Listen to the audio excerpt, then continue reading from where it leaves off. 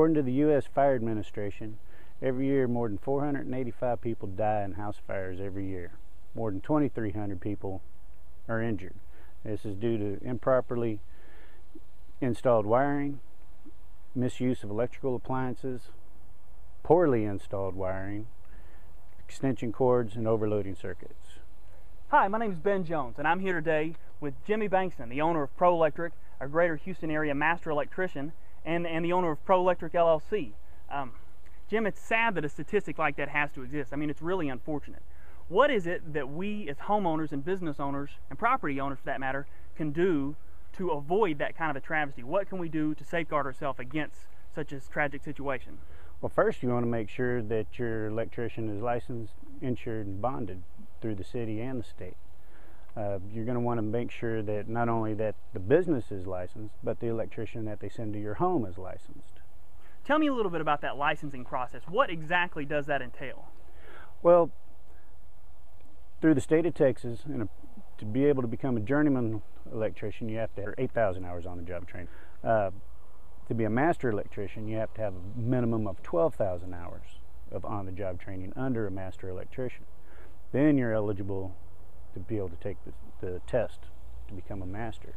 But a lot of that is the on-the-job training. You have 4 hours every year of continuing education. That's bare minimum, just to renew your license. And that's not even counting the classroom hours just to stay on top of your trade. Oh wow. So that's a lot of man hours in the classroom and in the field before you're even qualified to go out and do a job. Correct. Now tell me a little bit more about the insurance and the bonding that you have to carry and that a legitimate professional will carry. The insurance and the bonding, it depends on some of the municipalities. They vary on their requirements. Some of them require, $1 million insurance. It all depends on the municipality. So that's an important issue, I think, to discern, is that not only is there a blanket amount that has to be carried, but each town, each code department in town can set their own requirements for insurance or bonding or both that must be carried. And somebody that needs to cover those areas needs to be familiar with that and carry the right coverage with that. Correct. And then beyond that, you mentioned something earlier about an electrician needing to be registered and familiar with the regulations and codes of each town and needing to be registered with that town to transact business in that town. Correct. Wow. So that sounds like a lot of work and a lot of qualifications that one needs to have to be a certified and master electrician. But it sounds like to me that it's worth pursuing and having that, and whatever additional cost may be acquired by having that level of service technician service your home or business is well worth the cost, as opposed to somebody who doesn't have those qualifications or the familiarity with each city, so that you don't run into any potential problems with the city or safety issues within your home. Oh, definitely. The safety factor, that goes without saying. If you have somebody that doesn't know the building codes for that city, if they install something that doesn't comply with those building codes, it can go against what was installed there before, creating a fire hazard.